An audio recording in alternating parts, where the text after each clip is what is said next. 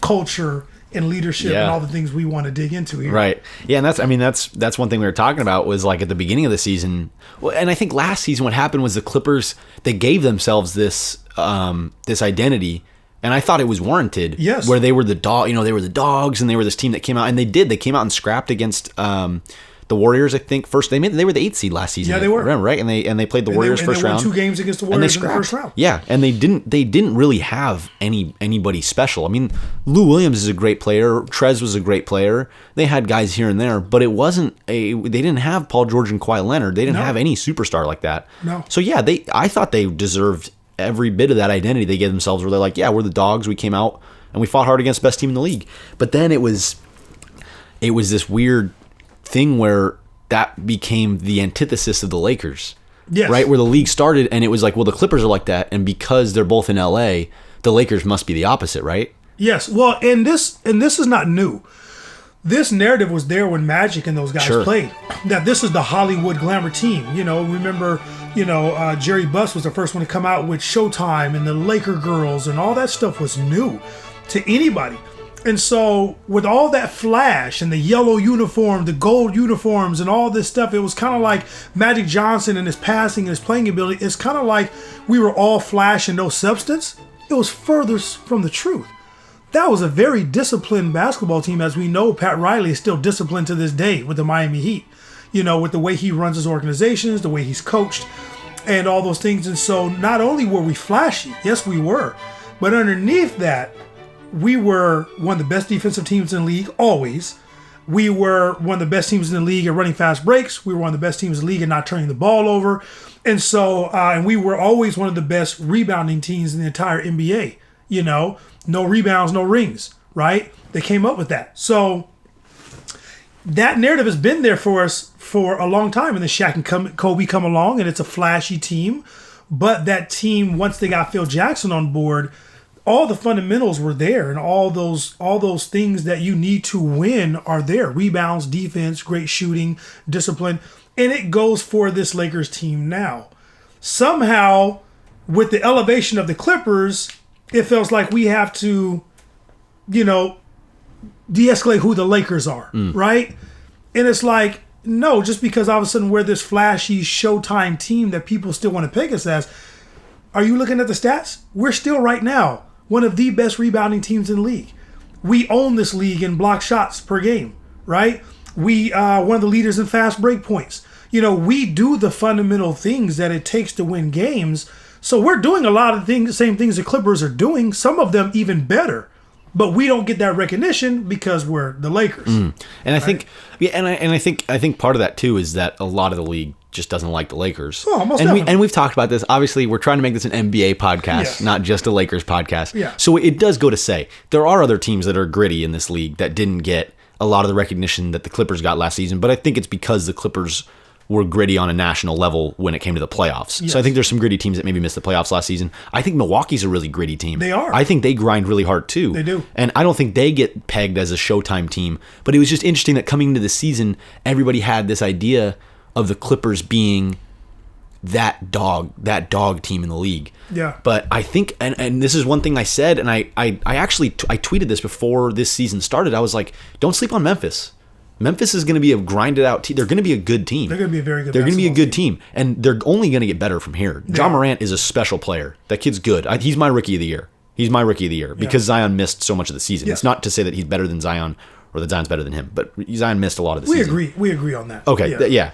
And I think that's another team that a lot of people kind of wrote them off, and I was like, that's my gritty team. And then it was weird. We saw this transition where Kawhi and Paul George came to the Clippers. And I personally feel like when I saw Kawhi and Paul George on the floor at the same time in a Clippers uniform, it was rare. Yes. For me, my recollection of this whole season, it was, Paul George and Kawhi are playing together. it was always like a spectacle. Yeah, if I'm not mistaken, their starting five played together 11 times, and they were 10-1. They were fantastic. It's going to hurt them in the playoffs, though. The floor. Right. Oh, but it's going to hurt their chemistry, and that's one thing I think people have been talking about recently, coming back into the bubble. Skip Bayless said this the other day. You posted this on your Instagram. Yeah. But Skip Bayless came out for the first time ever in defense of LeBron James, which was crazy. You know? He was pro LeBron for a minute. Because I think everybody's kind of catching on to this thing where it's like, LeBron didn't really take a lot of games off this season. He took a few here and there, but he's 35 years old, and he played most of the minutes most of this season, and he played most of that time with his co-star, Anthony Davis. Anthony Davis is another guy who took a lot of minutes off last season. Yeah. He came in this season, played a lot of minutes, played a lot of games. Yeah. And I think that gel that the Lakers, this gel. It is we, because I think the fans do actually have a lot to do with it. I do actually think the fans have a lot to do with this Lakers team, because I think the Lakers fan base is actually really good. I think guys like Jared Dudley have kind of seen that coming over here. Yeah. Because I've heard a lot of them talk about it's just different when you come over here. You know? Build different, dog. We build different. Keep going. Keep going. I think Dion had a quote where he was. I put that up. Dion had a quote saying that, man, it's just different over here. Right. And even they noticed that, John Ireland, I was listening to those guys yesterday, and they were saying that everybody is saying that the Lakers bench is just different than everybody else's in the entire bubble. They're louder, they're more fun. John Ireland was mentioning that when these guys go out just to go hang out, it's never just 2 or 3 of them. It's 6, 7 guys at a time or more going to hang out with each other. There's a chemistry and camaraderie with this team, and it gets back to what we were speaking on, which is culture. And the funny thing is, with all of this, Clippers, what has been warranted as a great culture over the last few years, I would say over the last 4 or 5 years, and even before that, you go to the Chris Paul era where they had great players. Culture wasn't as great.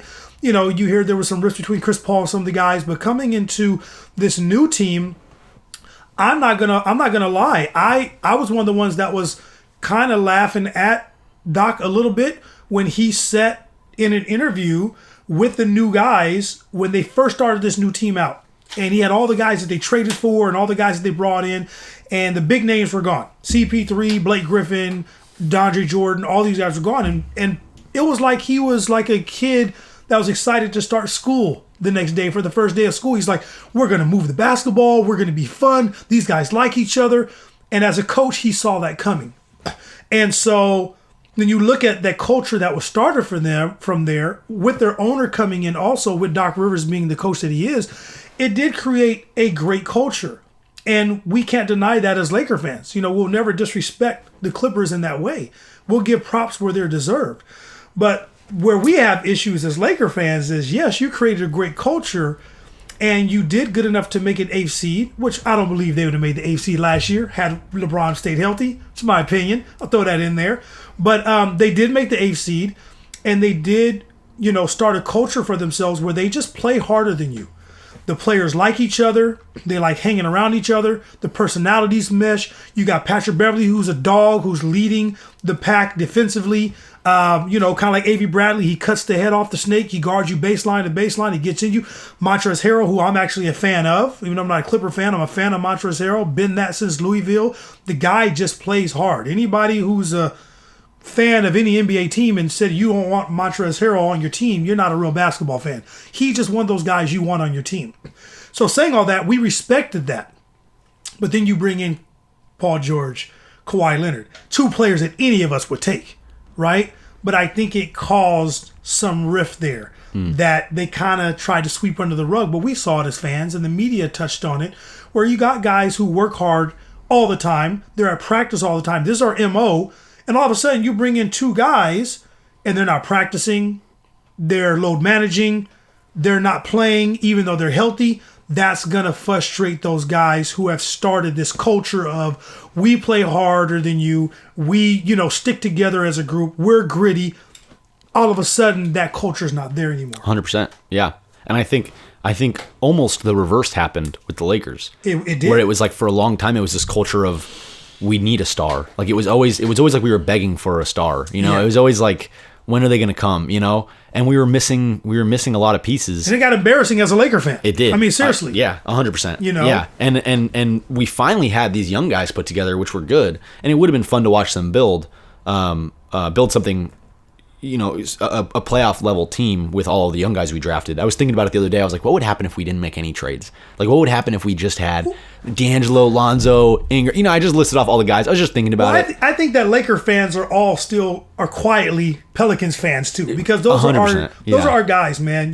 They were drafted to the franchise that we love. We got to watch them, come up and their player development throughout the last couple of years. We're still fans of Lonzo. We love Josh Hart. We still love. I was a huge Brandon Ingram fan. I hated to see him go. So it's so I think secretly we all sit and watch New Orleans and we root for them. I think it'd be fun to play them first round too. I think it'd be fun to play New Orleans first round. I think it'd be great. I think it'd be awesome. And they're an exciting team. I think they're gonna be really good too. But what I was getting at was we brought in 2 stars. Yes. And it ended up changing our culture, which to me is a good sign that you can bring somebody on. I don't know if it's better or worse than what the Clippers did, but it is a good sign that we had some of those returning players. We had some of those guys, JaVale, Rondo, Kuzma, KCP, right, who accepted those guys that were returning. And I'm sorry, not the guys that were returning, who accepted the guys that were coming in. Yes. They accepted the Jared Dudleys. They accepted the Avery Bradleys, even some guys that were playing in their role. It seems to me. Dwight Howard. Yeah. It seems to me, and then obviously AD and LeBron, it seems to me that they were a welcoming organization with that. And it seems like the Clippers were just a little bit different. And I don't think that we're the only team in the league to do this either, by the way. I think the Pacers did a really good job at this when they picked up Malcolm Brogdon. Who plays in the same spot? Plays in the same spot as some of those guys. The Pacers seem like they have a great culture over there.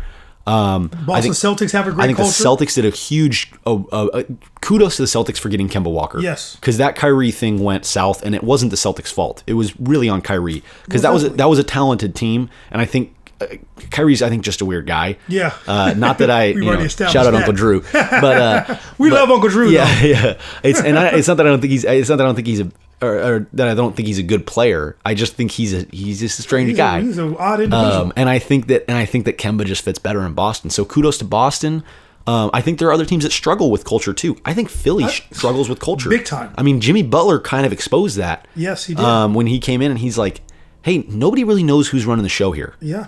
Nobody really knows. And I think it's interesting that he went to Miami because I think Miami has a good culture. Phenomenal culture. Miami's another team where they've brought in guys, Iguodala, they brought in Jimmy Butler, who were huge pieces to them, or are going to be huge pieces in the playoffs, and they ended up being one of the best teams in the East. In my opinion, they might be better than Philly. Yeah. They might be better than Philly. They could be because of their chemistry, their camaraderie, and the leadership that's there. And then let's not throw out the cream of the crop, and let's not forget about Toronto. The culture there is thank you for mentioning absolutely phenomenal. Thank you for mentioning that. And so we do have that throughout the league. And, but we get back to, the Lakers and the Clippers, and we talk about how this thing is kind of played out. It's funny that as Laker fans, and I think if you correct me if I'm wrong, I had to convince you a little bit of the Dwight Howard thing. I had to convince a lot of you didn't. Not me. I was on board with Dwight Howard. I'm just making sure. I'm just making sure because there's a lot of obviously I do a lot of talking with a lot of my Laker buddies, so I kind of forget who I did and did not. But there's a lot of Laker fans I actually had to convince, that this is going to work, you guys. Yeah. And I'm always a big believer in when you bring in a guy to a culture that's already set. And you have leadership from the top to the bottom. Let's not get it twisted. As Laker fans, we understand that the culture was bad for a few years. And hate to put it on them, but we got to put it on somebody. It was Jim Buss. Jim Buss was not a good leader. He made money for the Buss family. He made money for the Lakers organization. They signed this big deal with Spectrum. They did all this stuff. Money was coming in. But the culture wasn't good. He didn't know how to build a winner. Mm-hmm. And so we had to go through what we went through. And that's the only period of time as a Laker fan that I can remember that we were a bad team, but we also had a bad front office. Because we always felt, even during the bad years, we're going to bounce back. Things are going to start rolling. It was rough during the Jim Buss era. So when he left, and then we had the situation with Magic that just baffled us all and, was confusing. Once we got through that, and you let Rob Pelinka do his job, and you let these guys do what they do that are in the front office. Jeannie Buss always handling her business and bring in the right coaches. The culture started to return of what we wanted, obviously bringing in LeBron James to spark, to basically be an extension of what the culture is on the court with his teammates. So in saying all of that, as Laker fans, I thought it was funny that we got laughed at when we brought in Dwight Howard. You look through my Instagram account, you'll see plenty of times when we putting are we a joke now? Is Dwight a joke now? I never thought that he would be a joke. Just like Dion and JR, because when you bring guys into a culture like the New England Patriots. We talked about Barcelona. San Antonio Spurs. We talked about Barcelona. Barcelona. Suarez was a guy who came in for the soccer fans. Suarez was a guy who came in and he was known for biting people. Yeah. Like that's what in sports, like Mike Tyson and Suarez are the exactly. two that are known for biting anybody. Yes. Like it's just kind of a weird thing to be known for. Yes. And Barcelona at the time, now I'm a soccer guy, so I would have a few more things to say about Barcelona currently. But at the time when Barcelona brought in Luis Suarez, there was good leadership there, and he's had zero incidents since. Nothing. There's been nothing with Luis Suarez since he's joined Barcelona because they're a great organization. They were a great organization. They've got some issues now. That's what happens when you have great leadership, and we've seen this through the history of sports. Yeah, this goes back deep and far when you look at teams, and we can bring up instances throughout sports where you bring in a guy to a franchise that maybe just wasn't a match somewhere else. And now, again, we're setting aside things, off the field and off the court that are just you're committing crimes. Like, you got Greg Hardy play for the Dallas Cowboys. You're throwing your girlfriend onto a bed of guns and, you're doing abusive things. Yeah. We're not talking about those type of guys. We're talking about guys where you maybe just weren't a fit somewhere, with the coach or with certain players or with a certain organization. And then you bring those guys into your culture and they fit. And it's funny how that's always happened through the history of sports. And it's always worked when great franchises do it. But all of a sudden, here comes LeBron James and the Lakers, and we do it right now. And all of a sudden, it's a joke. All of a sudden, it's not going to work bringing in JR and Dion. Oh, what a joke to bring in Dwight Howard. You guys are desperate. Really? Do we look desperate now that Dwight Howard is one of the best bench players in all of basketball? Do we look desperate that he is top 5 in the NBA coming off the bench in rebounds, field goal percentage, and shot and block shots? He's top 5, right? We know what Dwight brings to the table, and so did the Lakers. And I'm excited watching Dion and watching JR because they give us a dynamic on the floor that we did not have coming into this season. See, I'm excited on Dion. Okay. That's when me and you split hairs a little bit. It's not that I don't like JR, and it's not that I don't think he's a good pickup. I just think for JR to be effective for me, it's spot minutes, shooting the ball, get him off the floor. Okay. I personally just don't trust him with the ball. And I know he has the confidence to go to the rack or to get his own shot off, but I think that Dion does a good job of that off the bench, and I think he provides enough of that, and I think Kuz already kind of has some of that, although Kuz may not be as good. He's playing well in the bubble so far. Yeah. But JR scares me. And I'm not saying he can't make big plays. So when he makes big plays, I don't want to hear, I told you, I don't think he can't make big plays. Okay. Yes. I know that JR can hit big shots. He makes me nervous, and I've already watched him in the bubble. He looks a little bit rusty dribbling the ball. Yeah. Like he hit a lot of threes. The other game he scored 20 points. And he hit a lot of threes. But I saw him numerous times. He's going to work doing way too much with the basketball, and he's losing his handle. He's getting ripped. His defense looked good. Dion Waiters' defense looks a little bit shaky. His lateral movement looks a little bit shaky. Yeah, but offensively, Dion Waiters looked really good. Dion Waiters looked he was exactly what we were missing. He was exactly what we were missing, a guy who would come off the bench and get his own shot off. JR just scares me a little bit, and I think I would just rather have those minutes given to Caruso. I would rather have Caruso and Dion as our 2 backup guards while Rondo's out. And honestly, I might like Caruso more than Rondo, but Rondo does so well in the playoffs, it's kind of hard to deny Rondo his minutes.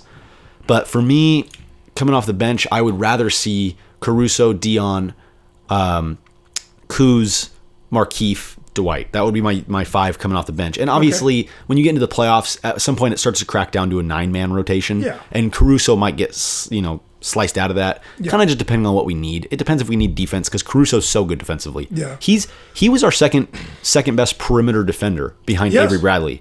And now he's the best one because Avery Bradley obviously didn't join the team in Orlando. So for me, he's our best perimeter defender right now. So he is useful. I do really like Caruso getting those minutes. And like you said, we're so versatile. It just depends on what you need. And so this is where the gray hairs come in and the wisdom comes in. He calls me old man, but I'm going to school him right now. Okay. So Connor knows that we talk a lot, and I love to do analogies. I love it. So I'm going to give you an analogy of what I think about Deion Waiters and J.R. Smith, even as opposed to a guy like Kuz. If there's anybody I'm most critical on the Lakers team with, it's been Kuzma. And it's not that we don't like Kuzma. I like Kuzma, but, I'm not impressed anymore with you hitting 25 points in a preseason game, hitting 5 threes. Laker fans don't care about that anymore. We want to see that production in real games, right? When we play Milwaukee, we play the Clippers. I want to see you come in and produce in those minutes that you play in those big games, not just light up the Sacramento Kings and everybody's hyped about that for the next 3 weeks, right? And so to me, when you look at the analogy, I believe that, just my opinion, I believe that Deion and JR, they're going to take a lot of Kuzma's minutes if he doesn't produce. Because the analogy that I like to give is this. When I went looking for a new vehicle that I wanted 5-6 years ago, okay? So I was due for a new car. And there was 3 or 4 different cars I test drove. Test drove the Kia, okay? I test drove the Hyundai Genesis. I test drove the Chevy Impala, which I ended up buying. Great car, by the way. And I ended up test driving the Honda Accord. I've owned a Honda before. So those 4 cars I test drove. Kia was new, right? They were coming out with a new Kia. It was a cool little car. Test drove that, too small for me inside. Okay, so I scratched that one off the list. Can't relate. Yeah, then I went. Can't relate with my there's not height. enough leg room. If I put my seat back, you're not sitting behind. I drive a There's no Kia way. and I fit perfectly. Okay, but cool car though. Yeah. Love the car. Yeah. Just wasn't for me. And then I went and I test drove the Hyundai Genesis. Okay, nice car. It's a little rough for me, but beautiful, right? And then I test drove the Honda Accord. Only had to test drive that once. It's a Honda. It's smooth. I know what it brings to the table. Then I drove the Chevy Impala. Oh my God, I fell in love with it. Big inside, smooth ride, everything that I wanted. Looks good, all that stuff, right? Telling you all that to say this. The only car that I test drove multiple times was a Hyundai Genesis. Why? Because they've had a reputation for how long of not being a good product. And they had to give you a 10-year warranty, 10-year, 100,000-mile warranty to get you even interested in coming to their product. Because they had to convince people that, hey, we're a good product. We've stepped our game up. And so I test drove it about 4 or 5 times. I still didn't go with it, but I was impressed with it. Why did I only drive the Honda Accord once and the Hyundai Genesis 5 times? It's the same way I look at our team. J.R. Smith and Deion Waiters are proven throughout their careers. Deion's never won a championship, but we know from high school to going to Syracuse to being a lottery pick in the NBA, this guy has a confidence of, when you give me the ball, I'm going to make my shot because I'm Deion Waiters. So they're the Honda. JR and Deion are the Honda. They're the Hondas. And then is it Kuz? And Kuz is the Hyundai Genesis to me. Okay. Because he's a guy that, to me, it just has not been dependable enough. Right? Sure. It hasn't been dependable enough. There's an unknown there when it comes to Kuzma. Are you going to show up? Are you not going to show up? With JR and Deion, even if they shoot the ball badly, there's other things that they're going to bring to the table that are going to be useful to us. They know how to handle the ball, both of them, even though we said JR is a little rusty. That's what these preseason games for and the 8 regular season games for. And I'm not worried about him handling the ball because that's not going to be a job when he's out there with LeBron James, which he will be on the court with LeBron, I think, for, a good amount of minutes. And so to me, they're just those guys that we don't have to continue to test drive. They're proven. They're proven guys. And that's why I think it's funny that people laughed at us when we brought those guys in. Like, oh, that's a big joke. You brought in Deion and JR. Okay, so we brought in 2 guys that can do what we've been lacking. They both shoot the 3-ball well. Yeah. And so I'll let you jump in, and there's another point I want to make about these 2 guys. Yeah, I agree with what you're saying. It does kind of depend on whose minutes JR is taking. Because I agree with you. Kuz is unproven, especially in the playoffs. He's never seen the playoffs. And Caruso hasn't either. But I think Caruso played more big minutes late in games during the regular season than Kuz did. And I think Caruso showed me plenty of times that he has the ability to make big plays in big games. Like the game against Milwaukee, I remember he got a huge rebound. I don't know if you remember that game. No, I remember. But there's a game, and I let it singe Talking into a my... little smack afterwards. Exactly. He was hyped up after that. I can't remember a time where Kuzma got a big rebound late in a game against a good team. I just don't. So I agree with you. JR and Kuzma, to me, are very similar in in terms of their level of importance to the team, I guess. You know what I mean? Yeah. But in terms of reliance, how much we can rely on each player, I agree with you. I think I could actually rely on JR more. The problem for me is JR's decision making is just as bad as Kuzma's, in my opinion. I've seen him make too many bonehead plays, and I know this is one outlier play, but you can't forget the finals 2 seasons ago, LeBron's last trip to the finals, where that ball comes off the rim, a couple seconds left, and JR. I mean, you got the classic LeBron meme where he's, you know what I mean, where he's pointing and he's looking I'll at give JR. you that. I'll give you that, but I'll raise you one. Okay. I'm not good. We're never going to forget that. But are people forgetting when LeBron James got the big block on Iguodala when they played against Golden State, and that was a block that basically helped, put that game in the refrigerator? Who was the guy who cut Iguodala off? Was it JR? It was JR. JR was the guy who got there before LeBron. It was the Honda. And it's the reason why, Iguodala had to duck and then go up and lay that kind of soft, not as high as he wanted to. Yeah. Here comes LeBron. Okay. So JR, that's just one instance I'm pointing out. Sure. JR helped that block happen. Yeah. Because Iguodala had to slow down because JR kind of ran past him. And then let's give him this. Smart enough not to foul him and give him an and one. True. Smart enough to know, here comes LeBron. I'm just going to slow him down. That's an IQ play. Yeah. And when you look at JR, his IQ is higher than Kyle Kuzma's. I agree with that. Higher. But it's not hard to be higher than Kyle Kuzma's IQ. I get it, but I think that JR gets way less credit than what he deserves. You were a starting guard on a championship team. You didn't come off the bench. You weren't a role player. You were a starting guard in the lineup with LeBron James on a championship Cleveland Cavaliers team. And so he brings that to the table. And the bonehead plays, we'll take those. They're going to come every once in a while. I just watched a little bit of the last preseason game where he was on fire, and he ends up scoring 20 points, and then he shot a 3 to hit all backboard.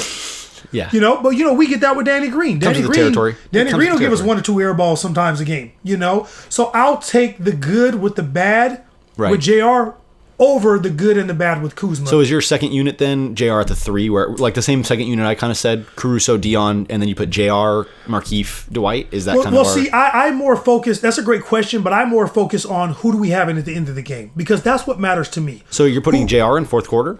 Yes. Really? This is why I'm putting in the fourth quarter. Again, depending on who we're playing that's and what true. we need. Okay. I got AD at the 5. I got LeBron at the 4. I have the Morris twin at the 3. Okay. And then let's switch that up. Like I said, it depends on what we need. A lot of times, so let's go with this. If we got to go defensive too, because we're going to need defense. Let's say we're playing Milwaukee in the finals. If we play Milwaukee, I got Dwight at the 5. That's what I'm saying. I got AD at the 4 because we're going a little bit bigger. I got 3. LeBron at the 3. And then I have JR, and I have the other guard is going to depend on what I need. Is it going to be Danny Green? Is it going to be Caruso? That other guard spot is up for grabs for me, because if you have, this is what makes us more unique than the Clippers, even though they may have supposedly more talent down the bench than us, and that's debatable still. Yeah. But to me, what makes us unique is that you don't need a point guard in our lineup because you have LeBron James. Yeah. The Clippers have to have a point guard in the lineup. Kawhi Leonard doesn't create plays for other players. Neither does J.R. Smith. So you have to have a point guard in the lineup with them, which means you're going to have a defensive deficiency, whether that be Lou Williams or whether that be Reggie Jackson. And if you bring Pat Beverly in there, then you have an offensive deficiency. So they have some problems there when they play us. Okay, but with us, when you put that 5 in, there's really no defensive deficiencies and there's no offensive deficiencies. And if you put Dwight and AD in our front court, LeBron small forward, and possibly JR and Danny Green in our back court, who the heck are you going to leave wide open when you got a double team AD on the block? Or when LeBron James drive into the hole and you got to collapse it, you can't leave Dwight because the alley-oop's there. And you got JR and Danny Green on the wings, who the heck are you going to leave wide open? See, I think in that scenario... And again, it depends on who we're playing. Yeah. If we need more defense, then Caruso takes one of those spots. Or KCP. Yeah, or KCP. But Danny Green is good enough defensively. Right. J.R. Smith is good enough defensively, especially when you have Dwight and AD behind you. Because we're not looking at those guys to hold it down just individually defensively. Obviously, stay in front of your man as long as you can and know our defensive philosophy. But when you got AD and Dwight backing those guys up, it leaves room for error in your backcourt if we need room for that. But offensively, that unit right there and the reliability of those guys. Yeah. Oh, I think dangerous. the thing with that unit is, and I think you could also, depending on who we're playing, you could also remove Dwight from that unit and put in either. I mean, you could really put in anybody. You could put in the Morris AD to the 5. You could put the Morris twin in, or you could even move in another guard and have Danny Green or J.R. Smith play the 3. Basically, you can bring in more so, guards. like you said, we are versatile. And the thing is, a lot of teams, I mean, in a 3-point shooting league, we get a lot of block shots. What people don't realize is the 3-point shooting league opens up the middle of the floor. It opens up the paint. So a lot of people still go to the bucket. A lot of guys are still getting their points in close. It's just that the 3-pointer is just a very valuable shot. Yeah. But there's a reason we lead the league in block shots, because we're trying to close off that 3-point lane. We're leading guys right into Dwight Howard or JaVale McGee or Anthony Davis, who are blocking shots on shots on shots.